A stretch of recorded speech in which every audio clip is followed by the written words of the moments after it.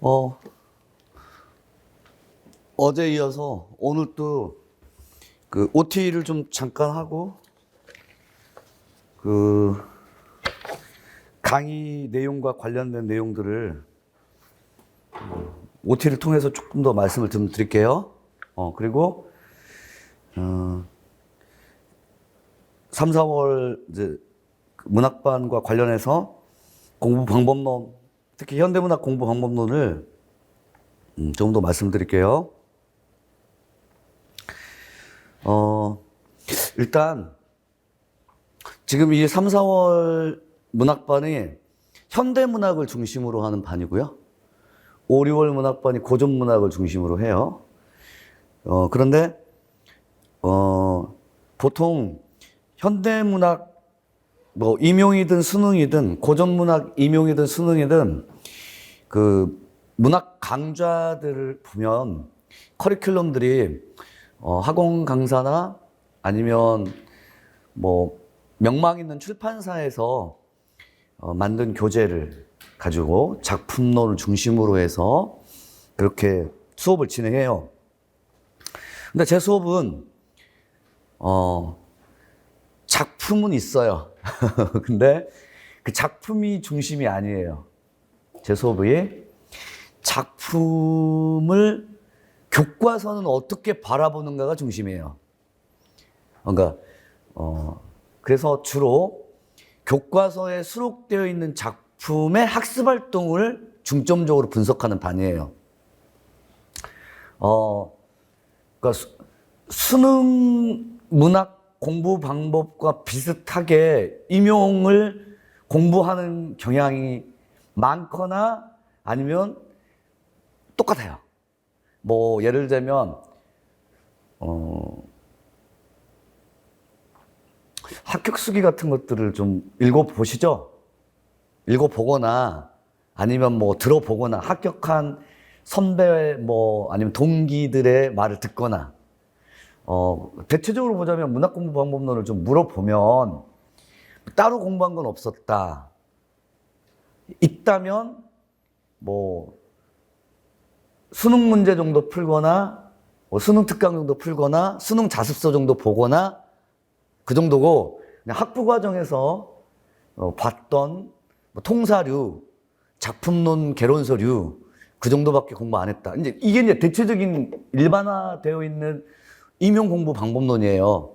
그리고 필요하다면 EBS 교재 문제를 푼 게 아니라 강의를 들었다. 왜냐하면 이제 기본적인 어떤 문학 개념들을 익히기 위해서 고등학교 2학년 정도를 대상으로 한 뭐 강의를 한 번쯤은 들어봤다.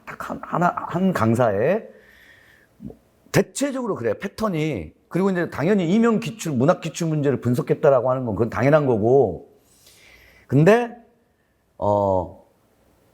교과서의 학습 활동을 보았다. 이건 합격수기가 없어. 아쉬워요. 저는 지금 몇 년째 지금 교과서 학습 활동을 하고 있는데, 그 교과서 학습 활동을 본다는 것은 기본적으로 고등학교 3학년 학생들이 수능을 치르는 것과는 감이 다르게 우리가 작품을 보는 거예요. 그러니까 한용운의 님의 침묵을 수능 체제로 공부하는 것과 예비교사가 한용운의 님의 침묵을 공부하는 것은 같을까 다를까? 다를 수밖에 없을 것 같아요. 우리는 가르치기 위해서 작품 공부를 하는 거잖아. 예비교사는. 근데 수능을 치르는 학생들은 시험에 합격하기 위해서잖아. 수능 시험에, 대학에 입학하기 위해서. 그래서 물어보는 것도 한용운의 님의 침묵을 가지고서 수능에서 물어보는 관점과 임용에서 물어보는 관점은 다를 수밖에 없죠. 물론 어떤 것은 공통점이냐면 님의 침묵에 드러난 작가의 사상과 관념은 공통적으로 물어볼 수 있어요. 예비교사인 우리들에게도. 왜냐하면 우리가 무엇을 가르쳐야 하는가? 라고 하는 점에서 그 무엇을이라고 하는 점에서 학생들에게 가르쳐야 할 교수 내용과 학생들이 알아야 할 학습 내용은 공통적이죠. 그런데 유념하실 시점은 여기에 예비교사인 우리들에게는 무엇을 가르쳐야 하는가도 있지만 어떻게 가르쳐야 하는가? 또 있잖아. 근데 그 어떻게 가르쳐야 하는가 하는 하우 부분에서는 수능을 치르는 학생들은 어떻게 배워야 하는가는 관심사항이 아니야. 너 수능에서 물어보지도 않고. 근데 우리는 물어봐. 그지? 우리는 또 알아야 되고, 그러한 측면에서 보자면 무엇을 가르치고 어떻게 가르쳐야 하는가에 대한 기본적인 내용들은 교과서에 학습 활동이 있다. 교과서에 학습 활동이 있다. 두 번째로는 한용운의 님의 침묵을 개론서에서 설명하는 내용하고, 개론서 필진이 한용운의 님의 침묵을 교과서에서 학습활동으로 도출하는 거하고는 같을 수도 있고 다를 수도 있어. 근데 우리가 관심 있는 건 뭐냐면 개론서에 그렇게 써졌어요. 개론서에는 그렇게 한용운의 님의 침묵을 봐요. 이게 중요한 게 아니라 교과서에서는 한용운의 님의 침묵을 이러한 정도로 가르치고 있고 이러한 식으로 가르치고 있다. 이게 이제 중요한 거. 그래서 3, 4월 반의 기본적인 목표는 작품을 다루되 작품을 수능을 준비하는 학생들 또는 개론서에서 접근하고 있는 방식들을 넘어서서 혹은 그것을 염두에 두되 교과서에서는 어떻게 한용운의 님의 침묵을 접근하고 있는가, 이것을 중심으로 하자. 그리고 무엇보다도 중요한 건 뭐냐면 공부를 했어. 작품을 공부한 거야. 그러면 여러분들이 한 11월 정도에는 그 작품에 대해서 뭔가가 기억에 남아야 되잖아. 그러니까 암기하는 게 아니라 내가 이 작품을 본 적이 있고 알아 라고 하는 것이 있잖아. 그리고 그와 같은 본 적이 있고 아는 작품이 다행스럽게도 임용 문제에 출제된 거야. 그런데 이제 문제는 뭐냐면 임용 출제자가 한용운의 님의 침묵을 우리가 공부했던 방향과는 다르게 냈다면 어떻게 할 거야? 그럴 수 있는 가능성이 문학은 너무 무궁무진해. 그치? 그러니까 내가 공부한 작품마저도 접근하는 방식이 다른데 내가 이 작품을 안다라고 하는 것은 무엇을 안다는 걸까? 그러니까 임용시험에 접근하기 위한 정도로 관점을 충분하게 안다는 뜻일까? 그렇다면 임용시험에서 접근하기 위한 임의 침묵에 대한 접근 방법은 무엇일까? 그게 개론서에 나와 있는 내용이라고? 한용운의 님의 침묵에 대한 논문을 검색해도 100편은 넘을 거야. 그리고 관점을 접근하는 방식을 보더라도 대여섯 가지는 넘었을 거야. 그것을 다 알아야만 님의 침묵을 아는 건가? 그건 아니잖아. 그쵸? 그러한 측면에서 보자면 전공 국어 문학 공부의 방법론은, 제가 추천하는 방법론은 교과서의 학습활동 분석이야말로 여러분들이 11월 달에 내가 그 교과서 학습활동 분석할 때 그 교과서에서는 이러한 활동으로 구성한 것이 기억나. 그런 기억이 나야 돼.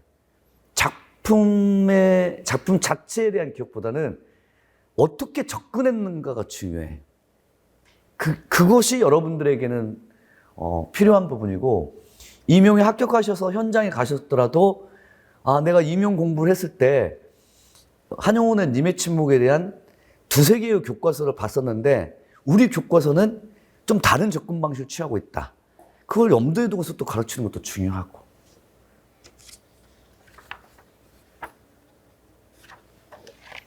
여러분의 프린트물에는, OT 프린트물에는 방금 말씀드렸던 교과서 학습활동을 중심으로 한 OT 프린트물에, 저 뒤에 있어요. 프린트물이 2개입니다.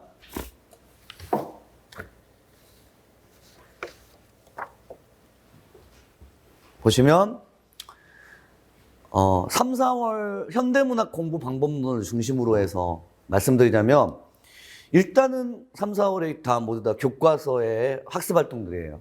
근데 이때 이제 중학교 교과서, 고등학교 1학년 교과서, 문학 교과서가 있는데, 기본은 일단 고등학교 2학년 문학 교과서예요. 기본은.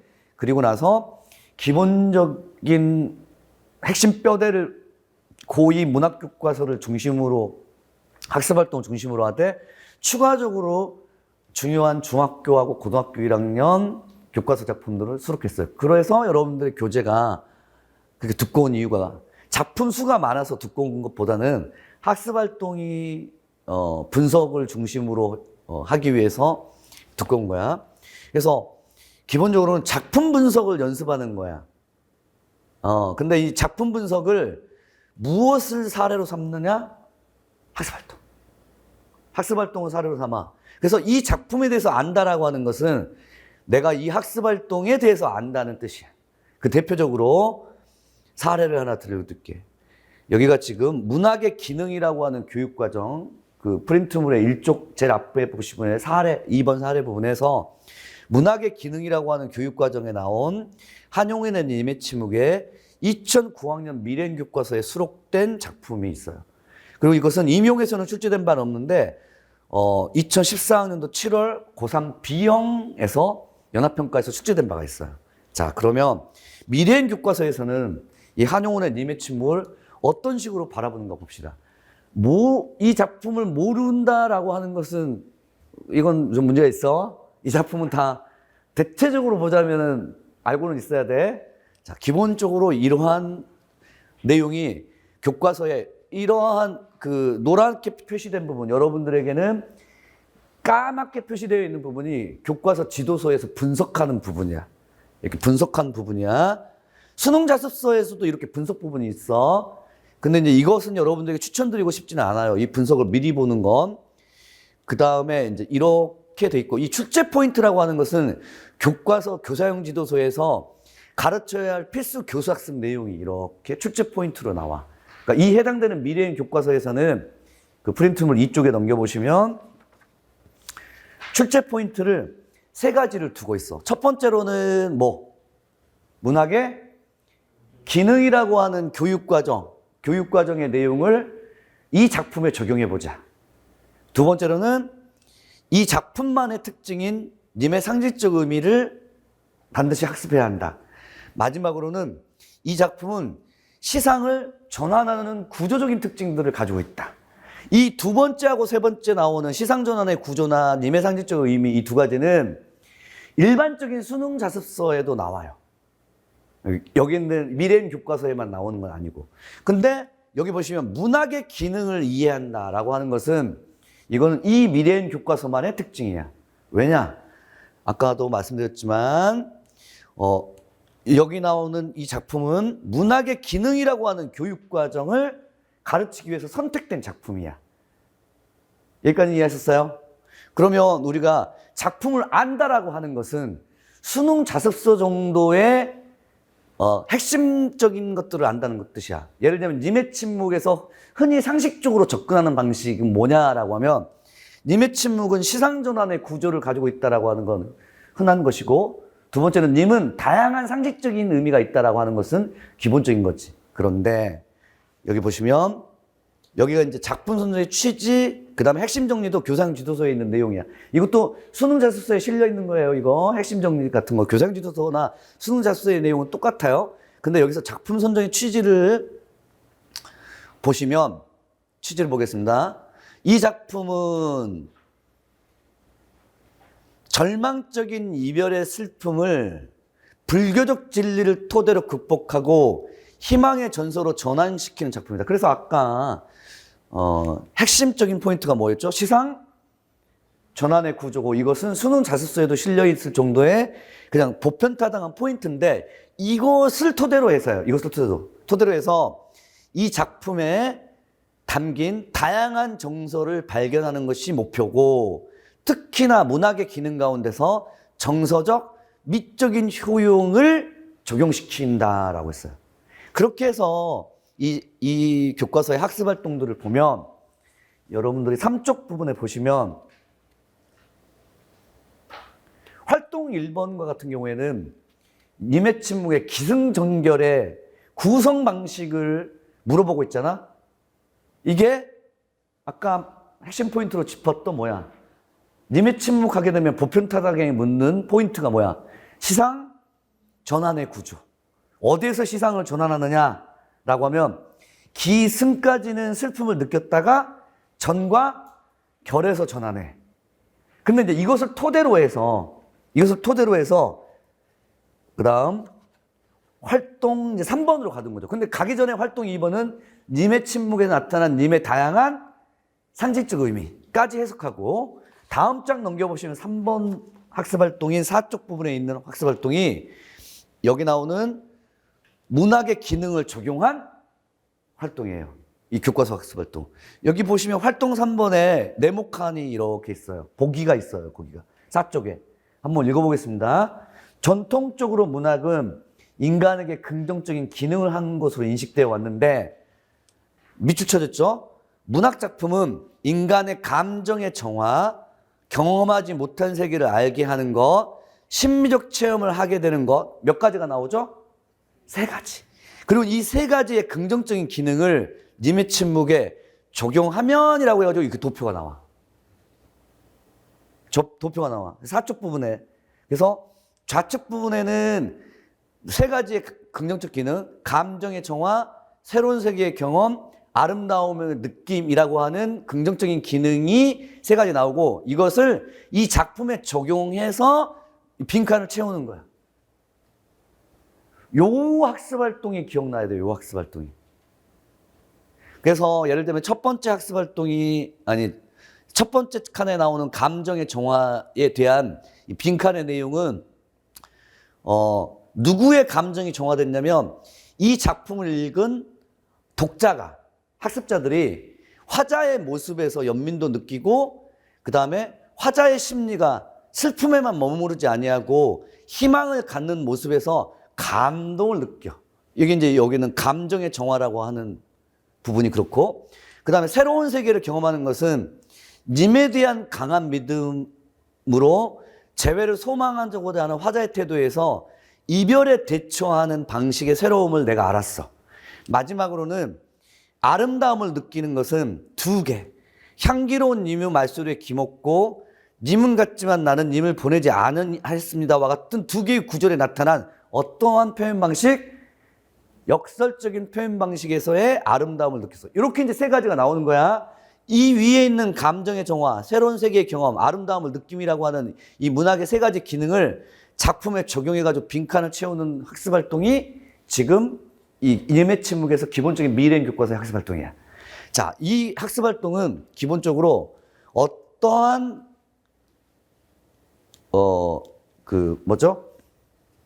내용을 중심으로 하고 있는지는 우리가 봤어. 문학의 무엇을 중심으로 한다고? 문학의 기능. 문학의 기능이라고 하는 교육과정을 중심으로 한 님의 침묵이 정서, 감정의 그러니까 새로운 세계의 경험, 감정의 정화, 아름다움에 대한 느낌 이런 3가지의 도표의 빈칸으로 여러분들이 공부를 3, 4월 반에서 저하고 같이 했어. 그리고 나서 시험장에 갔더니 이런 문제가 있어. 2023학년도. 작년도야. 그리고 가의 이시영의 공사장의 끝에는 내가 작품 몰라. 모르지? 여러분들 프린트물에 있어요. 5쪽에. 그리고 6쪽 부분에 넘겨보시면 문정희의 비망록은 몰라. 몰라. 둘 다 모두 다 낯선 작품이야. 그런데 여기 봐.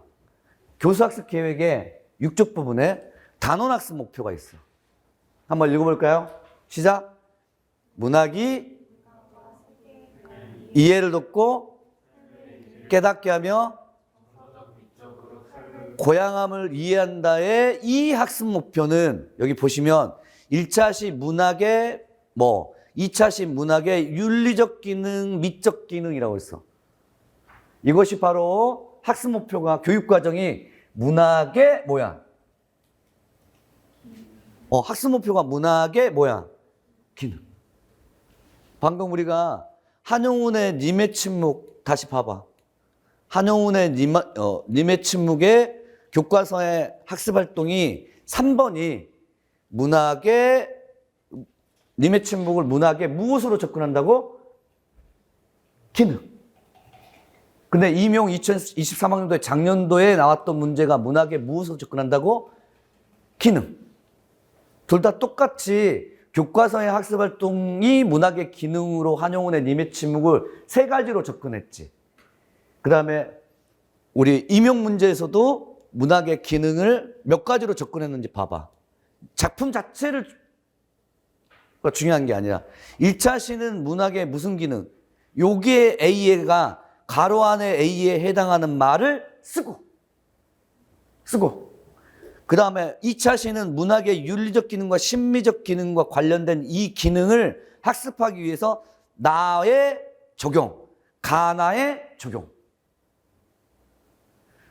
여기 있는 작성 방법이 1차 시에 나오는 작성 방법과 2차 시에 나오는 작성 방법의 요 내용의 임용문학 문제는 기본적으로 교과서의 학습활동과 같은 패턴이에요.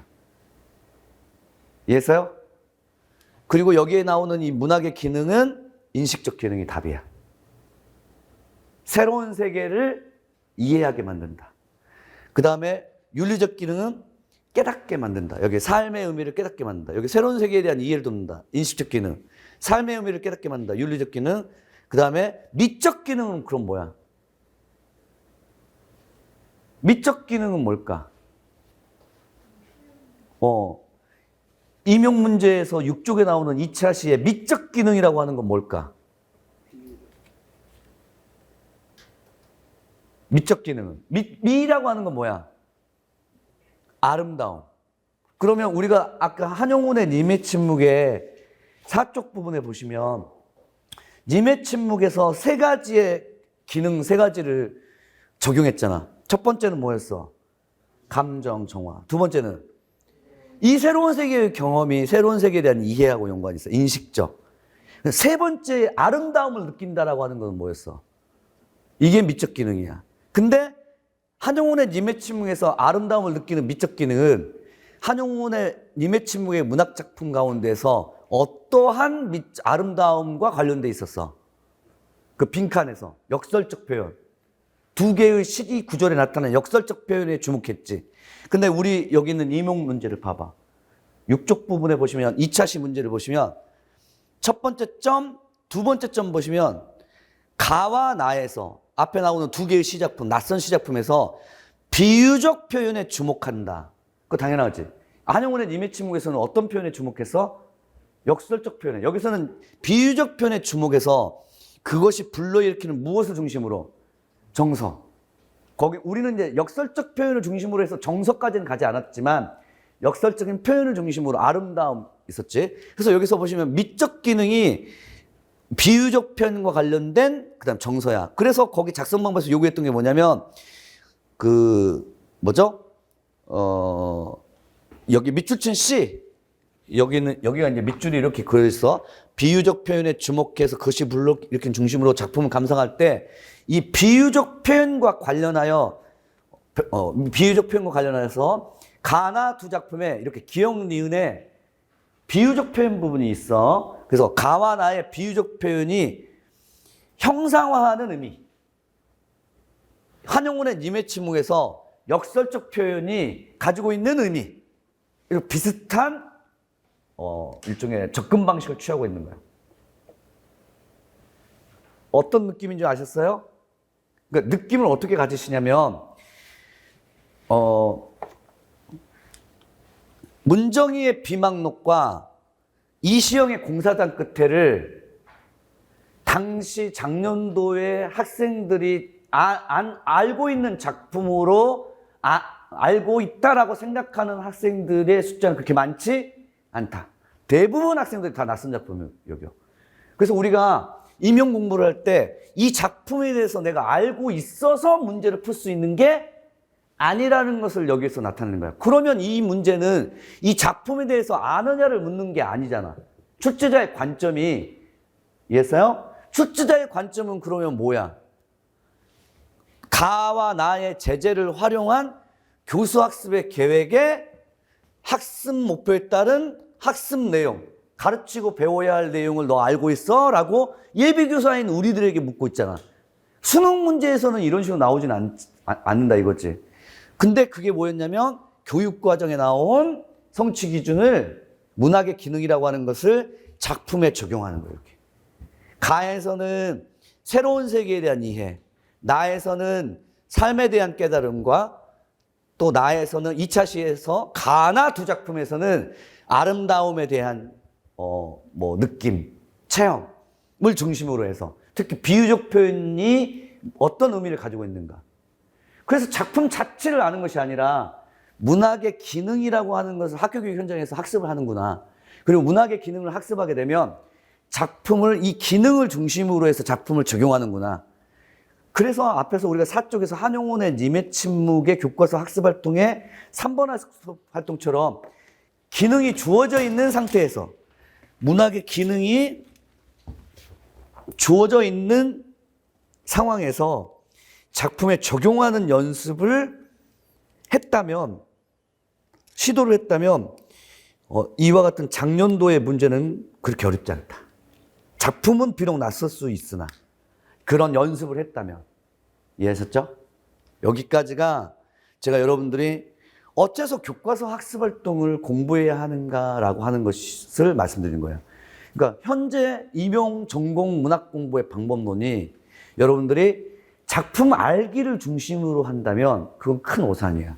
작품을 모르더라도, 이렇게 낯선 작품이 나오더라도 출제자가 요구하고 있는 관점이나 접근 방식이 중요해.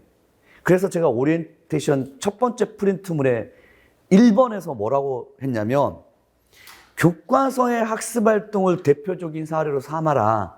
그런데 무엇을 공부하기 위한 거냐? 출제자의 관점이에요. 여기서 문정희와 이시영의 시에 대해서 알고 있다라고 묻는 문제가 작년도 문제는 아니었던 거죠. 출제자의 관점은 학교교육 현장에서 문학의 긍정적 기능을 배우는데 이걸 너희가 강화 작품에 적용한 내용을 한번 적어봐. 마치 교과서의 학습 활동의 모습이야. 그러한 측면으로 여러분들 접근을 하셔야 돼. 이게 정말 임용다운 임용 문제야. 작년도에 나왔던 이 소설용 문제가, 그리고 작년도에 나왔던 소설용 문제가 아닌 기입형 문제는 임용다운 임용 문제가 아니야. 그거는 정말로 낯선 작품 주고서 출제자가 이 작품은 이렇게 해석해, 구절을 찾았어 라고 하는 기입형 문제 나왔던 두 문제가 상당히 까다로웠었어요. 그거는 학교교육 현장에서 그렇게 가르치고 배운다라고 하는 출제자의 학습 활동하고는 관련이 없어요. 자, 아무튼 이렇게 해서 어떻게 접근할 것인가까지 했고, 그 다음에 왜 출제했을까라고 하는 교육과정의 근거를 한번 보면, 작년도 비용 문제 7쪽 부분, 그 9쪽 부분에 보시면 관련 뭐가 있어? 교육과정이 이렇게 있어요. 그리고 이 관련 교육과정에 2015 교육과정, 2012 교육과정 보시면 2015 교육과정에 학습 요소가 나오죠. 근데 이 학습 요소와 기능 3가지가 용어로 나와요. 무슨 기능, 무슨 기능, 무슨 기능? 인식 기능, 윤리 기능, 미적 기능. 이게 임용 문제에서 나왔던 거야. 그 중에서 인식적 기능을 기입형 문제 스타일로 쓰라라고 요구했고, 그 다음에 이 인식적 기능을 작품에 적용해서 새로운 세계에 대한 이해라고 하는 작품을 서술해봐라라고 하는 것이었고, 그리고 이제 넘겨보시면, 쭉 넘겨보세요.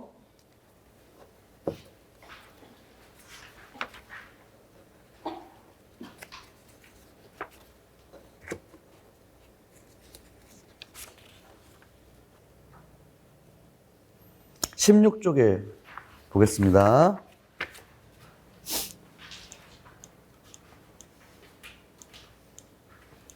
자, 교과서의 학습 활동을 사례로 삼아서 출제자의 관점과 논점을 파악하는 것이 정말 중요하다. 정말 중요하다. 현대문학의 학습 팁을 좀 더 16쪽에 드리도록 하겠습니다. 첫 번째, 여러분들의 교재에 실려 있는 작품들, 다른 프린트물 보세요. OTT 프린트물 말고 다른 프린트물은 여러분들의 교재에 실려 있는 작품의 목록들이야. 이게 문학의 본질부터 제일 끝에 현대문학사의 작품까지 이렇게 보시면 한 200여 작품 정도를 3, 4월 교과서반에서 학습하게 돼. 이 작품들은 기본적으로 작품 명칭이 있고 그 옆에 그 다음에 교과서 출판사 명이 나와. 근데 그 옆에 뭐가 나오죠? 어서 오세요. 그 뒤에 프린트물 가지고 오세요. 그 다음에 뭐가 나오죠? 임용 기출이 나와요. 그래서 여러분들이 교과서에 수록되어 있는 이 작품과 그 다음 이 작품이 어느 정도로 임용기출에서 나왔는지도 보셔야 되고, 또 한편으로 임용기출만 보지 마시고 이제 뭐 예를 들면 수능 연합평가 이런 기출도 나와 있다면 그런 기출도 이왕 같이 하는 김에 보셔야 돼. 자, 그러기 위해서 이 200여 작품 정도를 여러분들이 이제 학습을 한다면 일단 기본적으로 하셔야 할 일은 학습 활동에 대한 분석은 수업 시간에 저한테 수업을 들으면 돼. 미리 여러분들이 예습할 부분은 아니야. 교과서 학습 활동을 막 미리 보고 이렇게 오는 건 아니고, 다만 이건 있어. 어떤 게 있냐면 백지인출. 교재에 실려 있는 작품이 있잖아. 교재에 실려 있는 작품. 이게 이제 예를 들면 한용운의 님의 침묵이다. 라고 하면 그 프린트물의 16쪽에, OT 프린트물의 16쪽에도 이렇게 있지만, 이렇게 작품을 여기 보시면 아무런 표시가 없잖아. 수능 자습서처럼 아무런 표시가 없어. 그리고 나서 이 표가 있어, 표. 이 표. 16쪽에 그 표가 이 님의 침묵의 시적 상황. OT 프린트물 16쪽 제일 상단 부분에, 그 다음에 이 작품이 나타난 시적 과자의 정서 및 태도. 세 번째 칸이 표현상의 특징, 이 작품의 주제, 마지막으로 이 작품이 다뤄진 교육과정, 성취기준. 이 표를 여기 나오는 여러분들의 현대문학 이 교재에 200여 작품에 수록되어 있는 작품을 이런 백지인출 표를 만들어. 이해했어요? 스스로 만들으셔야 돼. 그리고 이 빈칸을 채워. 빈칸을 채워. 그러니까 이렇게 생긴 것이 지금 한 200작품이 있으면 이렇게 생긴 것이 A4 용지 한 장당 한 페이지에 들어가면 몇 페이지짜리가 있어야 돼? 200페이지짜리로 이렇게 백지인출 이 표를 만드세요. 그게 예습하는 거예요. 내가 다음 주차는 어디까지 진도가 나갑니다라고 하면 그 다음 주차에 나갈 진도의 범위까지 작품을 읽어야 되잖아.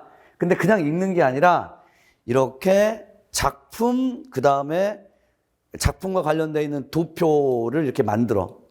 이렇게 상황, 정서 및 태도, 표현상의 특징, 주제, 그 다음 관련된 교육과정은 여러분들 수업 시간에 와서 적어도 돼. 근데 이 작품에 대한 기본적으로 여러분들이 스스로 한번 분석을 해봐. 스스로. 이해했어요? 근데 이제 스스로 분석을 하고 난 이후에는 그거 분석이 맞았는지 틀린지는 확인하지 마. 그냥 분석만 백지인출을 하고 나서 그 다음에 수업 시간에 와가지고 저한테 이제 수업을 듣는 거야. 자, 수업을 들으면 아까 한용운의 님의 침묵은 보편타당한 접근 방식이 핵심 포인트가 두 가지가 있다. 첫 번째는 뭐였어? 님의 상징적인, 다양한 상징적인 의미를 묻는다. 두 번째는 뭐였어? 시상전환의 구조. 화자의 정서가 어디에서 어떻게 변화한다고? 슬픔에 머무르지 아니하고 재회를 소망한다. 이런 것들을 이제 저한테 배워. 그럼 여러분들이 이제 백지인출을 했잖아. 시적 과제의 정서 및 태도까지 백지인출을 했는데, 그러한 식으로 이 한용운의 님의 침묵의 시적 과제의 정서 및 태도는 슬퍼하지만 슬픔에 머무르지 아니하고 재회의 소망을 가지고 있다라고 하는 교과서에 나오는 핵심 포인트하고 비슷하나 이거야. 여러분들 스스로 백지인출을 미리 이 작품을 보고 와가지고 그걸 확인해. 그리고 틀렸다면 더 좋아. 왜냐? 아직 내가 약한 거야. 그게 무슨 말이냐? 작품이 주어지면 내 나름대로 분석하는 분석 능력들이 아직은 상위 수준으로 올라와 있지는 못하다는 거야. 틀렸다면. 맞았다면 이제 이렇게 작품을 분석하는 것은 어느 정도는 따로 공부할 필요는 없을 것 같아. 이런 정도의 확인을 해주셔. 그 다음에 이제 여러분들이 이건 이제 예습할 때 이와 같은 작품 배치 인출을 하는 거야.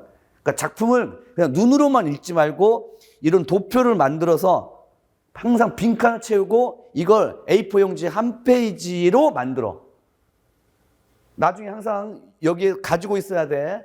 그리고 여기를 가지고 와가지고 아니면은 적어 놓은 것을 가지고서 내가 스스로 작품 분석을 한 것이 틀렸는지 맞았는지를 그 다음에 확인해. 시초과자의 상황은 하게 되면 나는 이별한 후의 상황이었다. 이렇게 적었어. 근데 교과서들 보니, 교생지도서 보니 똑같아. 오케이. 내가 시초과자가 처한 상황을 잘 파악하겠구나. 이런 식으로.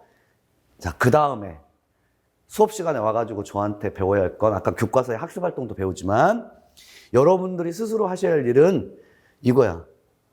한용운의 님의 침묵은 임용에서는 나오지 않았어. 그런데 어디서 나왔냐면 고3 연합평가 2014년도 7월 B형에 나왔어.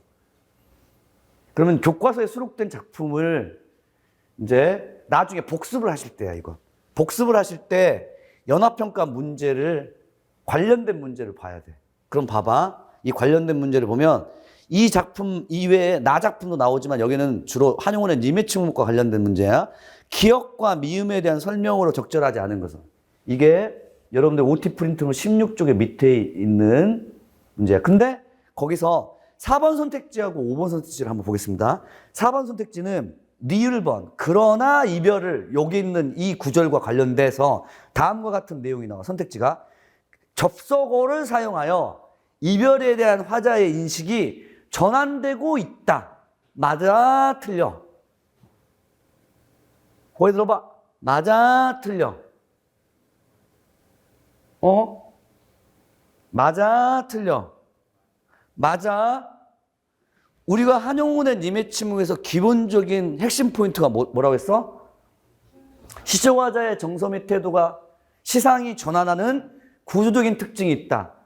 앞부분에서는 어디에 머물러 있다가 슬픔에 머물러 있다가 후반부에서는 어디로? 그래, 소망하는 걸로. 이 핵심 포인트가 2014학년도 7월 연합평가 4번 선택지에 접속어를 사용하는 부분이 화자의 이별에 대한 인식이 전환된 부분이야. 슬픔에서 소망으로. 그러니까 시상전환의 구조라고 하는 것은 교사용 지도서에도 나오고 그 다음 교과서의 학습활동 1번에서도 다뤄졌고 그 다음 연합평가에서도 물어본 적이 있으니 님의 침묵은 기본적으로 학교교육 현장에서 물어보는 출제 포인트는 시상전환의 구조군. 이렇게 아는 게 작품을 아는 거야. 무슨 말씀인지 아셨어요? 그 다음에 5번 선택지를 보면 미음번. 님은 같지만 나는 님을 보내지 않았습니다. 에 선택지가 역설적인 표현을 통하여 영원한 사랑에 대한 화자의 태도를 드러낸다. 맞아, 틀려? 맞아. 맞아.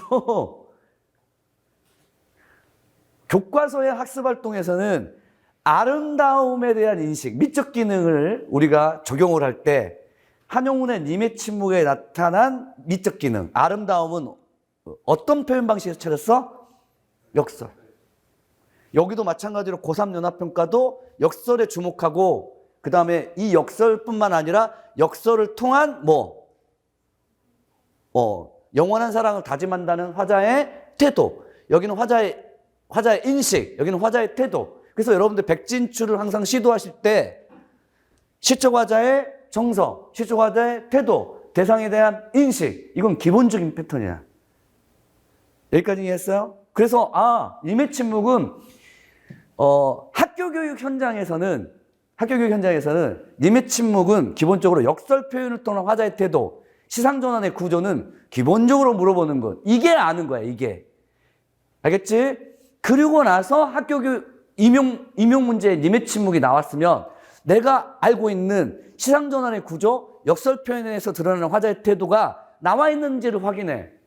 내가 공부한 그 접근 방식을 가지고 있는지를 확인해. 근데 그게 아니라면 이거 딱 무시하고 가야 되고 다행스럽게 비슷하다면 내가 그때 공부했던 그 관점으로 접근해야 돼. 이게 임용 공부의 방법이야.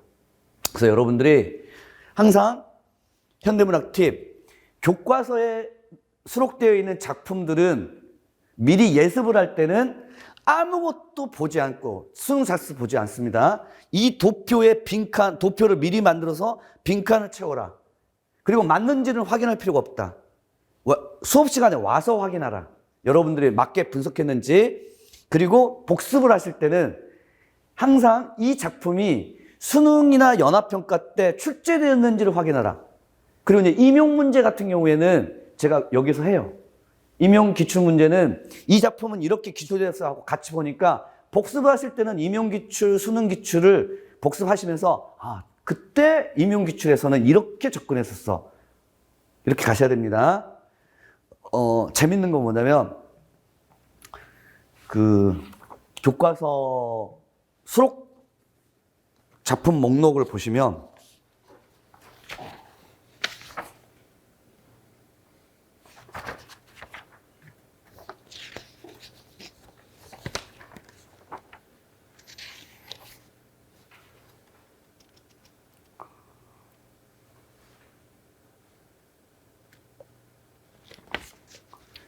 수록작품 목록에 하나, 둘, 셋 수록작품 목록에 3장 정도 넘기시면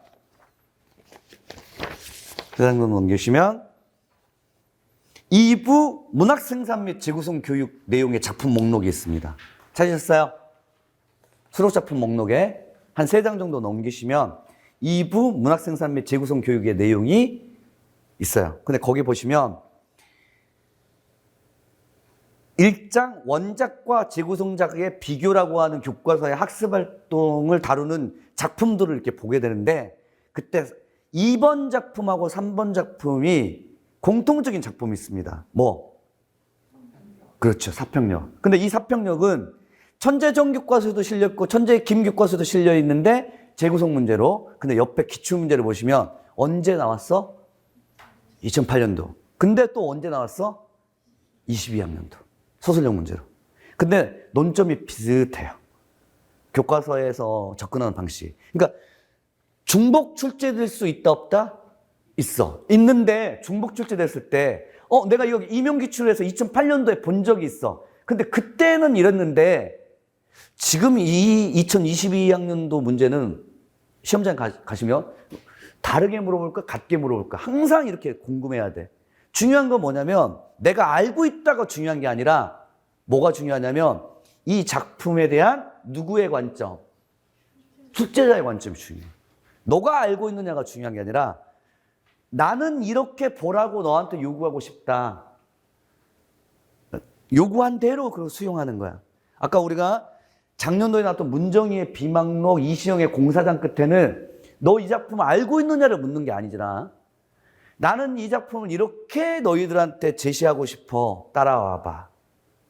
이걸 보고자 하는 거예요. 그래서 여러분들 작품론 공부를 하실 때에는 첫 번째로는 스스로 분석하라. 근데 이제 분석의 도구가 있을 거 아니야. 근데 시에서의 분석 도구는 아까도 도표로 말씀드렸지만 상황, 인식, 정서, 태도, 주제, 표현상의 특징, 그 다음에 관련된 교육과정. 관련된 교육과정은 빈칸으로 처리해도 됩니다. 수업 시간에 와서 채우시면 돼요. 백진출하고 나서 관련된 수능 문제나 임용 문제를 풀면서 이 작품에 대한 당시 출제자의 관점. 그러니까 2008년도에 사평역이 나왔을 때의 출제자의 관점과 22학년도의 출제자의 관점은 어떻게 같을까 다를까를 분석하는 거야. 그리고 수능 문제도 마찬가지로. 수능이나 연합평가도 출제자의 관점이 제일 중요합니다. 나의 작품에 대한 배경 지식이 중요한 게 아닙니다. 단, 이 정도의 작품 분석 능력은 있어야 한다. 이런 빈칸. 그리고 이제 소설 같은 경우에는, 현대문학의 소설 같은 경우에는 똑같이 상황이라고 하는 것은 있어요. 갈등 상황, 빈칸 처리를 할 때 상황, 그 다음에 관련 사건, 그러니까 상황이 관련 사건이라고 생각하시면 돼요. 소설 같은 경우에 관련 사건, 그 다음에 그 관련 사건 다음 칸에 있는 게 시에서는 화자의 정서 및 태도나 인식을 물어보잖아. 근데 소설에서는 무엇을 물어보냐면 등장인물이 있을 거 아니야. 그럼 등장인물의 정서, 태도, 인식. 똑같은 패턴이야. 자, 시에서는 시적 상황을 물어보면 두 번째 칸에서 시에서는 시적 화자의 정서 및 태도를 물어보면 소설에서는 이 시적 상황을 대신한 표현이 뭐라고? 사건. 상황이라고 할 수도 있어. 갈등 상황. 그 다음 두 번째 물어보는 게 뭐라고? 화자가 아니라 뭐라고? 인물.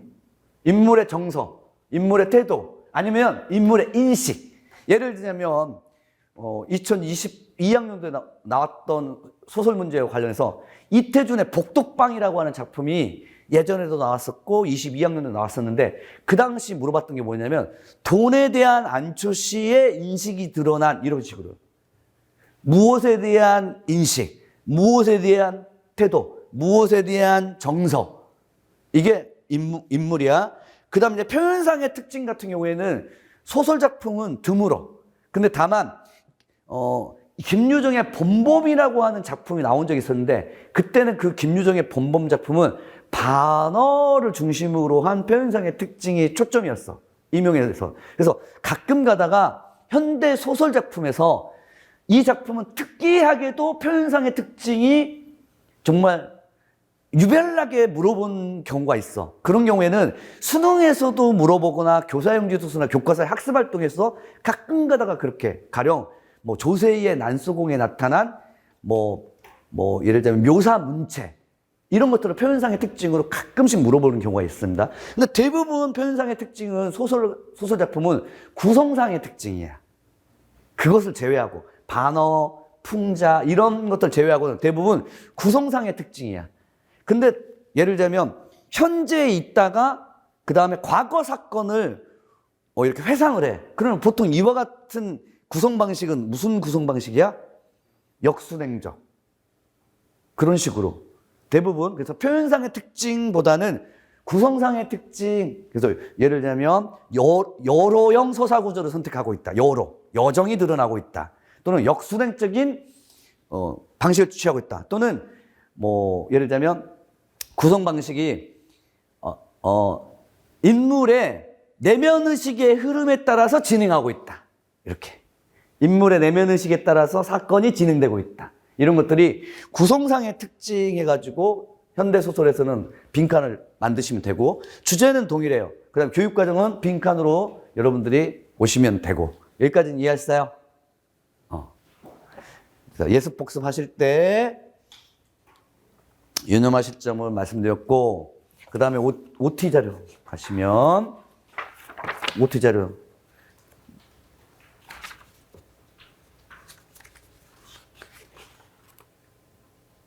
17쪽에 교수학 17쪽에 문학교육론 강의계획안이 있는데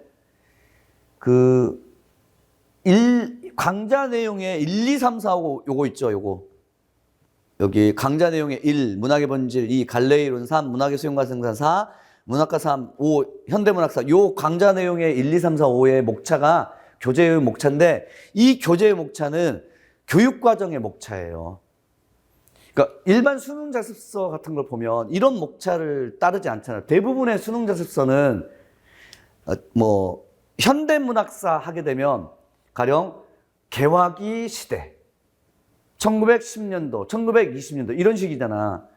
그리고 나서 개화기 시대의 작품들, 그 다음 불놀이 이런 작품들, 불놀이가 아니라 신채시, 그죠? 신채시, 경부철도가 개화기 시대, 신채시, 그 다음에 1910년대 한영운의 작품, 20년대 김소월의 작품 이런 식으로 그러니까 1920년대 한영운의 작품, 김소월의 작품 하는 식으로 현대문학사를 중심으로 해서 작품이 이렇게 구성됐어요.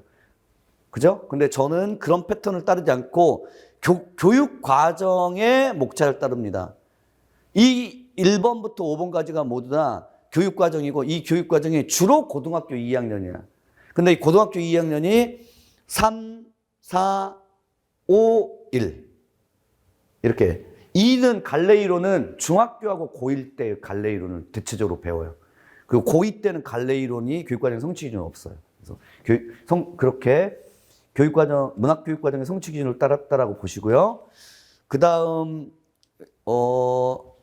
10개년 기출해석 강의, 이거 이제 3월 중 공지를 해드릴 거야. 어제 국교론에서도 말씀드렸지만, 10개년 문학기출해석 강의는 작년도 기출해석 강의를 찍어서 그 전에 찍어놨던 것을 합쳐서 10개년 문학기출해설 특강을 2014학년부터 작년도까지 기출해설 특강을 여러분들에게 인강으로 제공해 드릴 거고, 그 다음에 여기에는 원래는 교재가 출간됐다면 교재를 가지고서 따라와야 되는데, 이 인강 듣게 될 그 특정 시점에서는 아마 교재가 출간되지 않을 수도 있어요. 그래서 제가 문제와 해설지 이것을 모두 다 프린트물로 이렇게 파일로 올려드릴 테니까 다운로드 받으셔가지고 따라오시면 되고요. 기출해설 강의는. 그리고 기본적으로 수업 시간에는 10개년 기출해설을 비롯한 중요한 임용기출 문제는 전부 다 수업 시간에 다 합니다.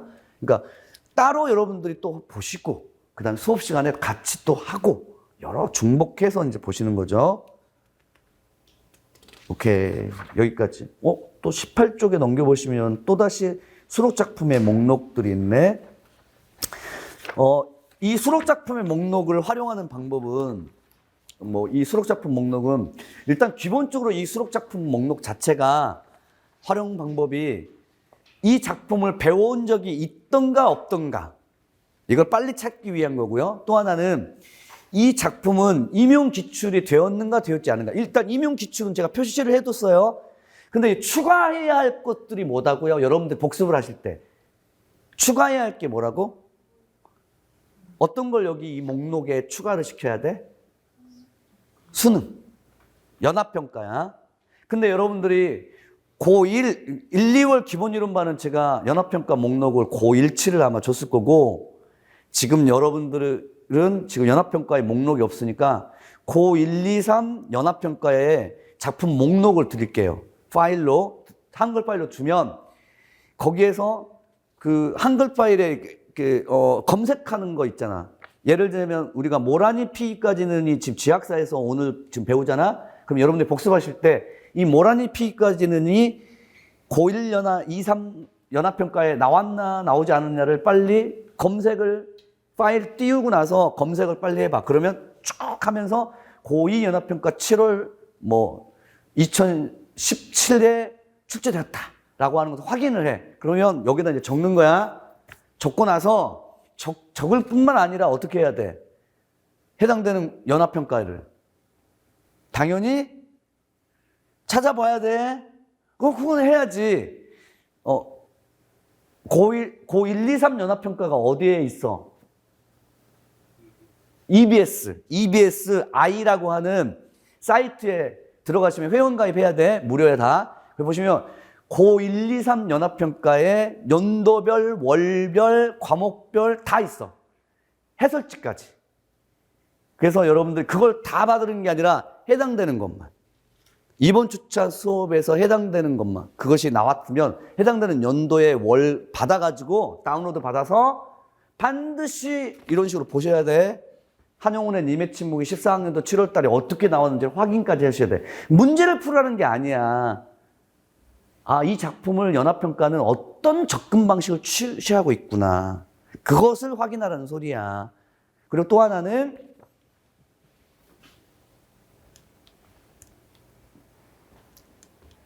이런 경우 이게 연합평가잖아.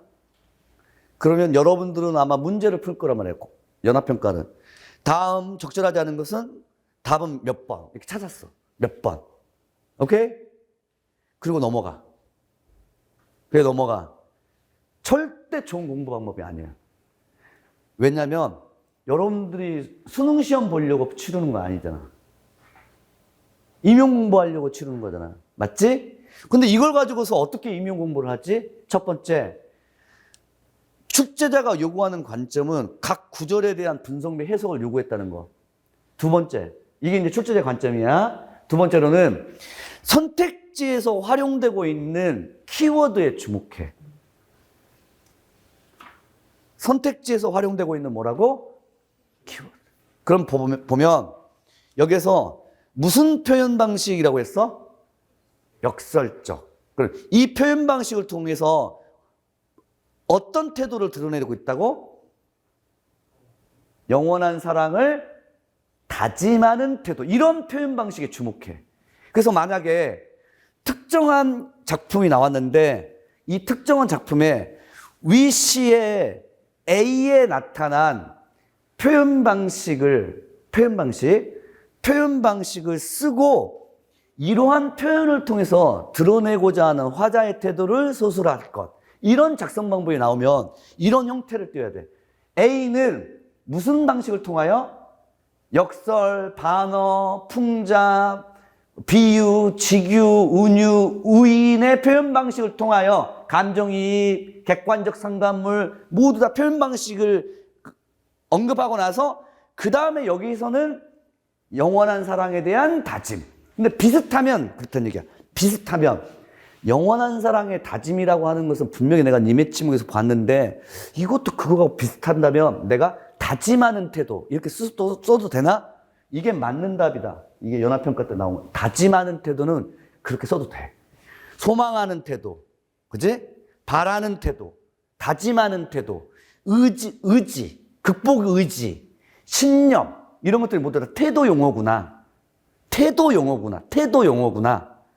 이렇게 키워드를 중심으로 해서 학습해야 돼. 여기 또 봐봐. 무엇을 활용하여?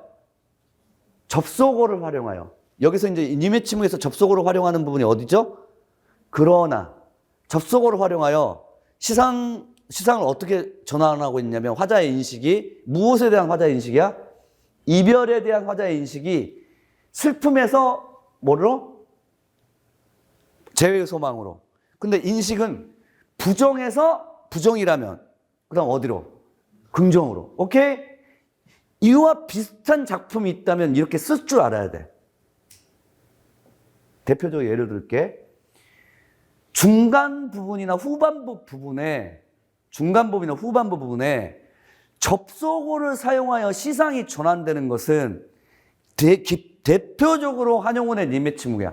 부정에서 긍정으로의 여기서는 화자의 이별에 대한 화자의 인식이 전환된다라고 했고 다른 작품 예를 들자면 황지우의 너를 기다리며 시상 전환이 똑같이 무엇을 활용해? 접속사를 활용해. 앞에서는 너에 대한 기다림이 어떤 기다림이냐면 소극적 기다림.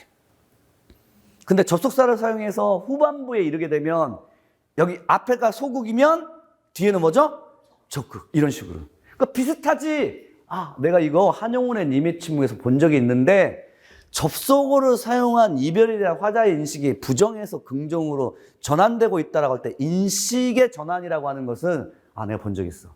그리고 또 이제 이렇게 이 접속어를 사용하지 않더라도 이별에 대한 화자의 인식이 전환된 작품이 또 있어. 예를 들면 제망매가 접속어를 사용하지는 않는데 전반부까지는 뭐냐면 누이의 이별에 대한 슬픔과 인생에 대한 무상감이 드러나는데 후반부에 이르게 돼서 뭐해? 재회를 소망해. 여기 또 전환되는 거야. 아, 내가 본 적이 있어. 이별에 대한 화자의 인식이 전환되는 것을 님의 침묵에서 본 적이 있어. 이런 식으로 연합평가 때 선택지에 나왔던 키워드들을 확연하게 여러분들이 가지고 가셔가지고 다른 작품에 계속 적용하려고 노력해야 돼. 이 키워드를 써도 되나 여기에? 이렇게. 그래야만 여러분들이 나중에 문학 답안을 작성할 때 이별에 대한 화자의 인식이 전환되고 있다. 영원한 사랑을 다짐하고 있다. 재회를 소망하고 있다. 슬픔을 극복하고 있다. 이런 표현들을 자유자재로 쓸 수 있는 거야. 무슨 말씀인지 아셨어요? 또 하나는 교과서의 학습활동에 예시답안도 이와 비슷하게 이런 식으로 구성되어 있어요. 예시답안도. 그럼 그 교과서의 학습활동에 예시답안 나와 있는 그 키워드를 반드시 확인하고 나도 그렇게 써야겠구나 라고 사용하세요. 왜냐?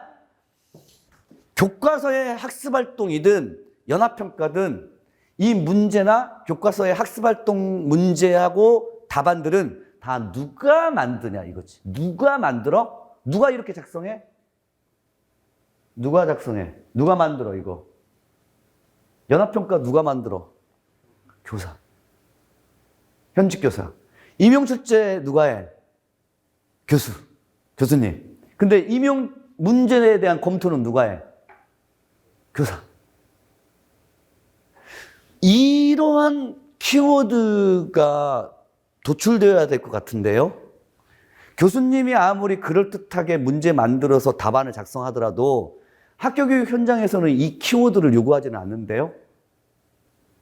현직 교사가 검토가 들어갑니다. 이해했어요? 그러므로 연합평가의 선택지의 키워드, 교과서의 학습활동의 키워드가 여러분들의 답안 서술할 때의 키워드로 반드시 많이 가지고 있어야 한다. 많이 가지고 있을수록 여러분의 답안이 간결해져요. 간결. 딱 핵심 키워드를 집어넣어서 간결해져요. 태도 명칭, 정서 명칭, 지적 상황을 정의하는 명칭, 대상에 대한 시적 화자의 인식을 뭐라고 확 잡아내는 그 간결한 키워드가 여러분들에게 생기게 돼. 그렇지 않으면 뭔가를 서술하고 있어. 항상 그래.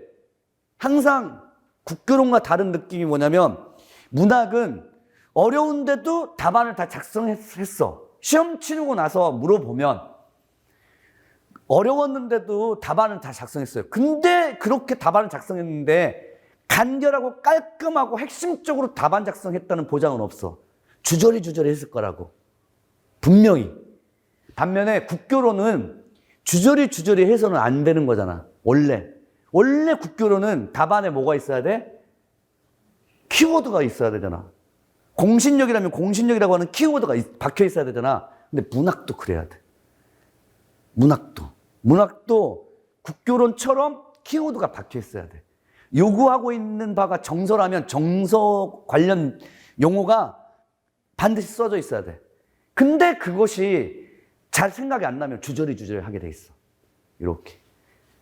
그러한 문제를 우리 해결하기 위해서라도 답안의 문제, 출제자의 관점의 문제와 답안의 문제를 동시적으로 해결하려면 복습하실 때 연합평가, 그다음 교과서의 수업 중에 학습활동의 예시답안의 키워드, 주어서술어의 서술 방식, 진술 방식 이런 것들을 잘 따라오세요. 이해하셨죠? 그러면 3, 4월 달 듣게 되면 내가 이 배우의 작품을 알고 있다라고 아니라 내가 출제자의 관점이 무엇인지 대략적으로 파악하게 됐다. 그 다음 현대시에서 요구하고 있는 키워드들이 이런 것들이 있다라고 하는 것을 어느 정도 알게 되었다. 이런 것들이 이제 여러분들의 무기가 되는 거예요. 무기가. 좀 쉬었다 합시다.